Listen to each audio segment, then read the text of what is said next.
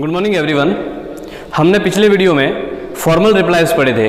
Formal replies के लिए हमने एक्सेप्टिंग और डिक्लाइनिंग के दो एग्जांपल्स पढ़े थे और उन एग्जांपल्स के माध्यम से फिक्स लैंग्वेज लिखवाई थी कि क्या आता है तो कितना चेंजेज करके लिखना है।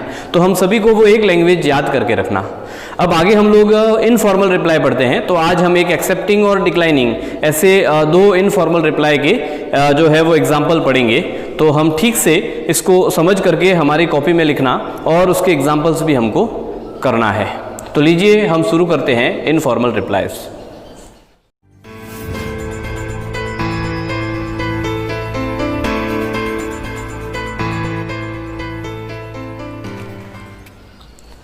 तो इनफॉर्मल रिप्लाईज की ओर बढ़ते हुए मैं एक क्वेश्चन बोर्ड पर लिखता हूं कि you have received an invitation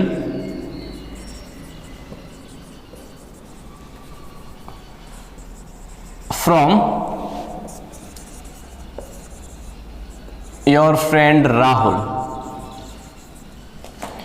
Saxena to attend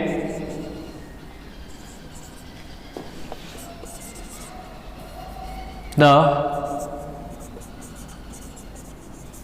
birthday of their his अकेला ही है ना, तो his son on 15th July.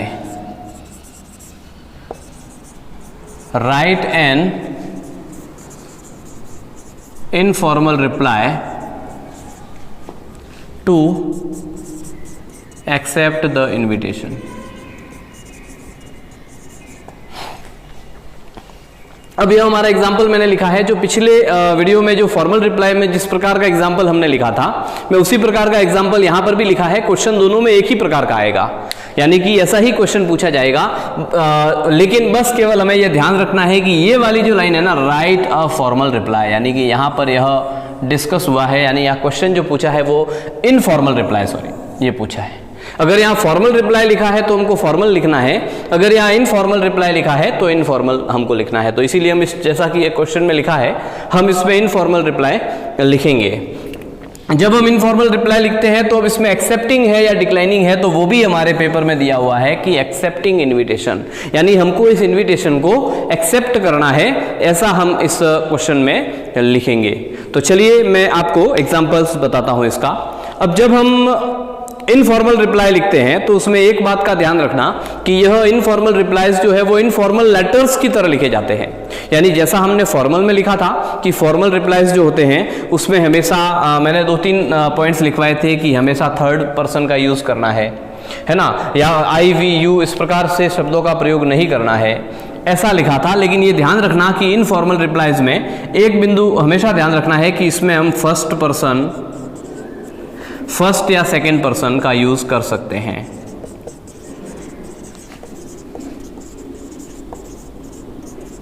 यानी इसमें फर्स्ट पर्सन और सेकंड पर्सन दोनों का ही यूज कर सकते हैं। मेनली यही है, इसको बॉक्स बनाकर लिखने की जरूरत नहीं है, इसको इनफॉर्मल लेटर की तरह लिखना है। यानी जैसा हमने पहले इनफॉर्मल यानी फैमिली मेंबर्स को जो लिखा जाता है लेटर, तो उसकी तरह लिखना है। यह दो चीजें हमको ध्यान रखना है, ठीक है। तो यह दो बातें हम ध्यान करेंगे। तो चलिए हम हमारा लेटर शुरू करते हैं कि कैसे लिखना है, यानी इनफॉर्मल रिप्लाई शुरू करते हैं। सबसे पहले हमारी कॉपी का यह हाशिया, जैसा हम फॉर्मल इनफॉर्मल रिप्लाईज में लिखते हैं, यह हम ध्यान करें। जैसे हमारा कॉपी का यह साइड लाइन जो है वो बनी हुई है, हम इसके आधार पर इसको आधार मानते हुए लिखेंगे। तो जैसा कि हम सभी जानते हैं इसका फॉर्मेट कैसा होता है, फॉर्मेट समझ लेते हैं कि सबसे पहले हमारा जो होता है यहाँ पर एड्रेस ऑफ सेंडर या सेंडर्स एड्रेस, यानी रिप्लाई को भेजने वाला है ना, रिप्लाई लिखने वाले का एड्रेस यहां आएगा। उसके बाद में डेट ऑफ सेंडिंग, यानी कि यह रिप्लाई भेजने की दिनांक लिखी जाती है कि किस डेट को हमने यह लेटर लिखा है। उसके बाद जो अगली बात यहां पर डिस्कस की जाती है या यहां पर देखी जाती है, और वो हम लोग लिखते हैं उसके बाद में सैल्यूटेशन, यानी माय डियर वगैरह इस तरह का है ना, तो सैल्यूटेशंस हम लोग लिखेंगे। और उसके बाद में हम हमारी मेन बॉडी लिखेंगे आगे, जो भी हमारा मैटर लिखना है वो, और उसके बाद में सेल्फ इंट्रोडक्शन वगैरह जो भी देना है हमारा, है ना। ठीक है, तो इस तरह से, और हम लोग यह हमारी मेन बॉडी किस प्रकार की होगी, उसका जो पैटर्न है वो कैसा रहेगा, वह हम ध्यान करेंगे। तो अब हम इस लेटर को यहाँ लिखना शुरू करते हैं। तो चलिए, यह मान लीजिए इसी को हम हाशिया मानते हैं। तो सबसे पहले हम लोग जो है वो अपना एड्रेस लिखेंगे। अब पेपर में किसी प्रकार का एड्रेस नहीं लिखा है कि you are Suresh Kumar living at there there there, ऐसा कुछ लिखा नहीं है। अगर वो लिखा होता तो वही एड्रेस ऊपर आता, इसका ध्यान रखना। लेकिन यहाँ कोई नहीं लिखा है, तो हम हमारी मर्जी से कुछ भी एड्रेस लिख सकते हैं। तो मैं एक एड्रेस लिखता हूँ 35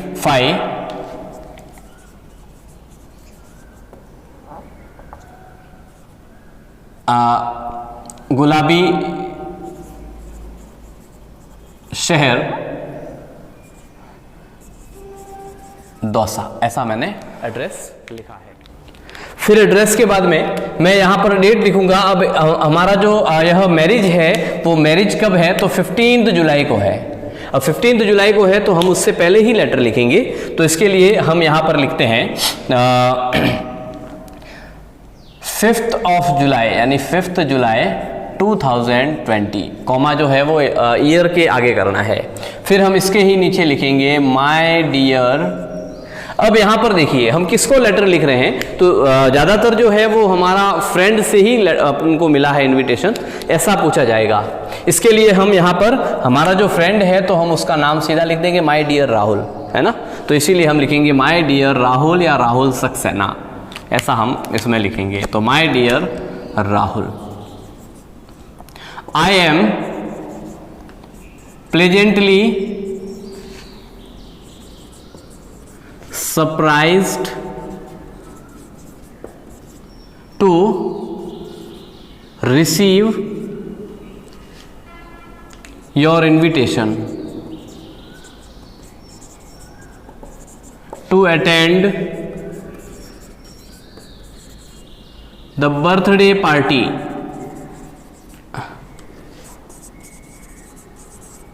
of your son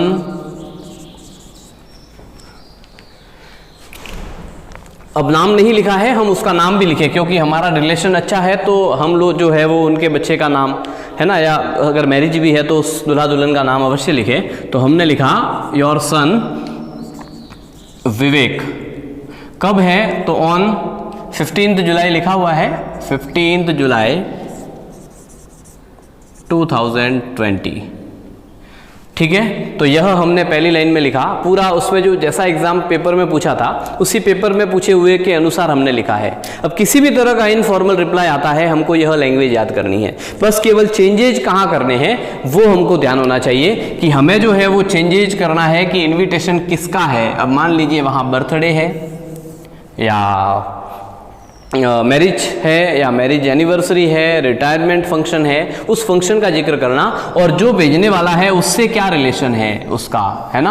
अगर मान लीजिए रिटायरमेंट है उसके फादर का तो ऑफ योर फादर, मान लीजिए उसका बेटा है बेटी है तो सन डॉटर वो लिखना है। अगर खुद का ही है तो सीधा यही फंक्शन के आगे ही योर लिख देंगे, ठीक है ना। यह हमको ध्यान देना है। फिर डेट वेट जो भी पेपर में आया है वो हमको लिखना है, ठीक है। I am very happy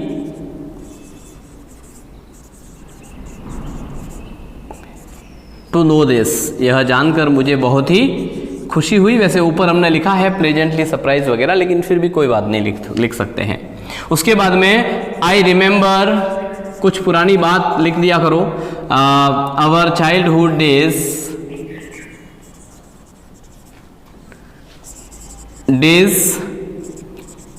when I used to play together, है ना। हम अक्सर साथ में खेला करते थे। आई मिस्ड दैट डेज, मैं उन दिनों को बहुत मिस करता हूँ। अपने मित्रता है तो पुरानी कुछ बातें लेटर को बड़ा करने के लिए कुछ ऐसी एक आध लाइन लिख दीजिए, ठीक है ना। आप भी भले ही किसी का, भले उसके बच्चे के बर्थडे है या उसका जो है वो विवाह है, कैसा भी अगर कोई फंक्शन है तो उसमें लिख दीजिए। कल मैं जो अगला वीडियो है उसमें अपनी मैरिज वगैरह से संबंधित भी और लिखवा दूंगा एक एग्जाम्पल। फिर देखिए उसके बाद में हम लिखना है हम आएंगे या नहीं, तो I am surely attend this function with family, मैं अवश्य ही परिवार सहित इसमें आऊँगा। थैंक्स फॉर इन्विटेशन, फिर यहाँ पर धन्यवाद दे दीजिए, ठीक है, ऐसा लिखना है।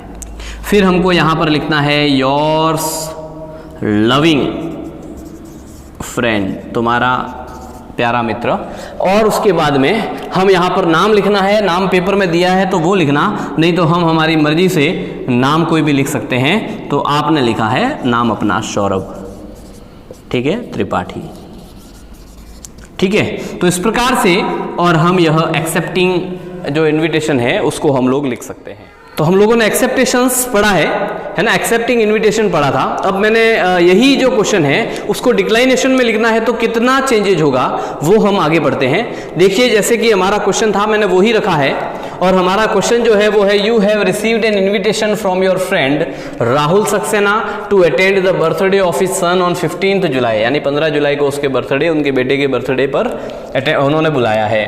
Write an informal reply to, अब यहाँ पर क्वेश्चन जो है वो बदल जाएगा, मान लीजिए डिक्लाइन द इनविटेशन आया है, बस केवल इतना दोनों में फर्क होगा। अब लिखने का तरीका जो है वो सेम ही है, इसीलिए ये सिस्टम सेम रहेगा। हमको इसको 2 बार लिखने की जरूरत नहीं, एक बार लिखने के बाद केवल इस एग्जाम्पल्स को क्वेश्चन सहित वापस उसके नीचे लिखना है। अब मैंने जो एग्जाम्पल आंसर लिखा है वो भी सेम लिखा है, ऊपर मैंने एड्रेस लिखा है, उस एड्रेस के बाद में आप देखेंगे तो डेट लिखी है, डेट के बाद में हमने हमारे सैल्यूटेशन लिखा है उनके प्रति जो है वो अभिव्यक्ति।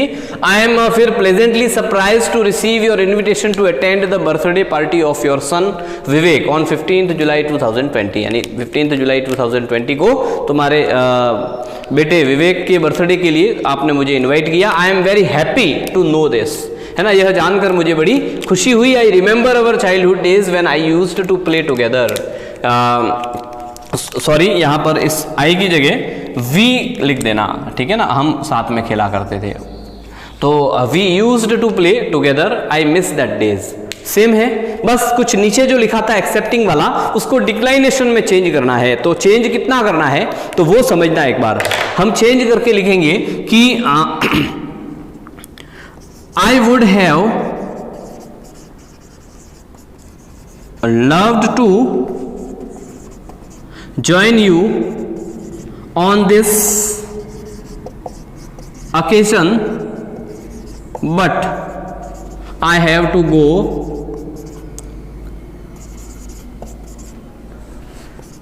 Jaipur for an urgent official work, ठीक है। फिर हम लिखेंगे accept my apologies and best wishes, मेरी शुभकामनाएं, नहीं जा सकते तो शुभकामनाएं देनी पड़ेगी, तो यह हम लिख सकते हैं। तो बस यह लाइन जो है आप देख रहे हैं मैंने यह केवल नीचे वाली चेंज करनी है, ठीक है ना। इतना चेंज करने के बाद में हम यहां पर वही बात लिख देंगे, योर्स लविंग फ्रेंड, और हमने लिखा था सौरभ त्रिपाठी। तो इस प्रकार से, और हमारे यह एक्सेप्टिंग और डिक्लाइनेशन दोनों ही जो है वो उसमें कितना फर्क है वो हमने इसमें वीडियो में देखा है। अगले वीडियो को में हम लोग जो है वो एक और एग्जांपल पढ़ेंगे जिसमें एक्सेप्टिंग और डिक्लाइनेशन दोनों ही प्रकार के हम लोग यह रिप्लाईज पढ़ेंगे।